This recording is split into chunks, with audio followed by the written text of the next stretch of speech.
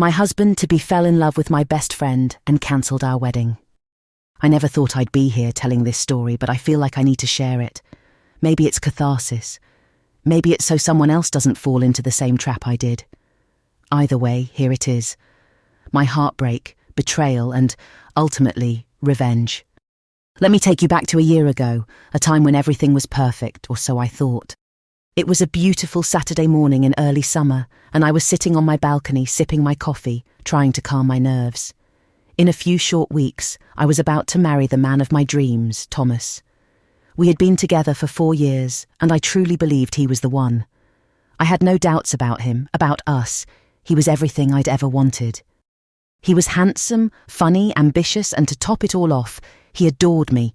He had this way of making me feel safe, loved, and cherished. We had planned the perfect wedding, a beautiful ceremony at a vineyard up in the hills, surrounded by family and close friends. My dress was a custom design. I had the perfect bridesmaids, one of them being my best friend, Emma. Emma and I had been inseparable since childhood. As I stood there trying to steady my thoughts, I had no idea that everything was about to unravel. The phone call that changed everything came in at 11 a.m. It was Thomas. I could tell by the tone of his voice that something was off. "Hey, babe," I said, sounding upbeat. "What's up?" "Can we talk?" "Of course, what's wrong?"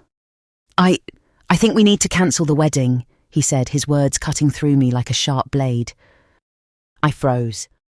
"What? Why? What are you talking about?" I asked, panic rising in my chest. "Listen, it's not something I planned. It's hard to explain. I've been thinking about it for a while now, and I realised something. I love you, but not in the way I should. I've been in love with someone else." He paused, waiting for the shock to settle before he dropped the bomb. "It's Emma." My mind went blank. Emma, my best friend, the person I trusted with everything. My first instinct was to laugh, thinking it was a sick joke, but Thomas's silence on the other end of the phone made it clear that it wasn't. "I'm sorry," he whispered, his voice full of guilt. "I never meant for it to happen, but it has, and I think it's best if we end things before the wedding. I don't want to hurt you more than I already have." I didn't know what to do with myself. How could this happen? How could he fall in love with her? Emma had always been there for me, always supported me. She knew everything about my relationship with Thomas. How could she betray me like this? I didn't want to believe it, but it was right there in front of me. The man I had planned to spend the rest of my life with had chosen my best friend over me. And just like that, my world was shattered. I needed to talk to Emma. I needed answers. It wasn't hard to find her. I rushed to her apartment, my heart pounding in my chest. When I knocked on her door, she opened it with a look of surprise, but not the shock I was expecting. In fact, there was almost a look of guilt, but not enough to make me believe she was truly sorry. She knew. "Emma, how could you?" She sighed and stepped aside, allowing me into her apartment. "I didn't want to hurt you," she began, sitting down on the couch. "But I've loved him for a while. We've been talking, and it just happened. I didn't know how to tell you." "You didn't know how to tell me," I repeated, incredulous. "You've been lying to me this whole time. You've been planning this behind my back, and now you expect me to just understand?" Emma looked away, avoiding my gaze. "I never meant to hurt you," she said again, though it felt hollow. "Did you ever think about me?" I asked, my voice barely above a whisper.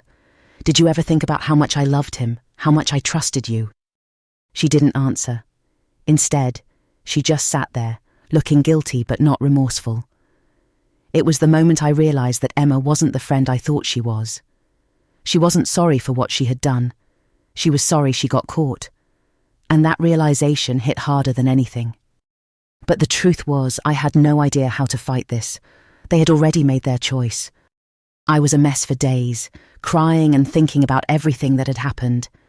I felt betrayed, lost, confused. How could this happen? How could the two people I loved most do this to me? My life felt like it was in pieces, and I didn't know how to put them back together. That's when Thomas's friend Jacob reached out to me. Jacob was one of Thomas's childhood friends, and while I wasn't particularly close to him, I always knew he had a sense of moral integrity that others sometimes lacked. When I answered the phone, he didn't waste time. "I need to tell you the truth about Thomas and Emma," he said.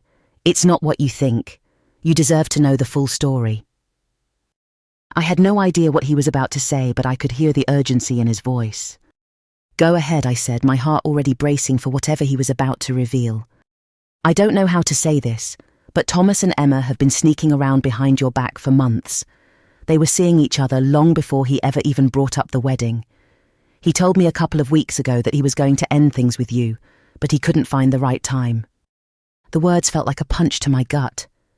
I had always known there was something off, but hearing it from Jacob, someone who actually knew the truth, was gut-wrenching. Wait, why are you telling me this now? I asked, still in disbelief. Why didn't you tell me earlier? I was hoping they'd figure it out on their own, but when nothing happened, I realized you deserved to know everything, Jacob replied. And to be honest, I feel like it's my fault for not being there for you when it all started. His honesty was painful but also somewhat comforting. Jacob was trying to do the right thing now, even if it was too late.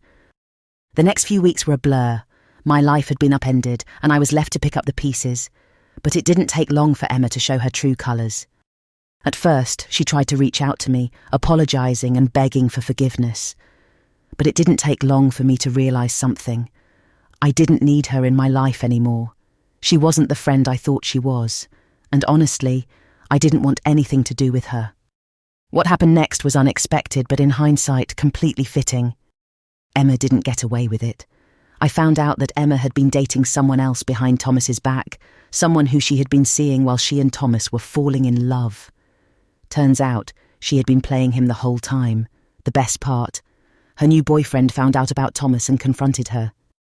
Now, I'm not proud of the fact that I had a hand in this, but there was something so satisfying about watching Emma's world collapse.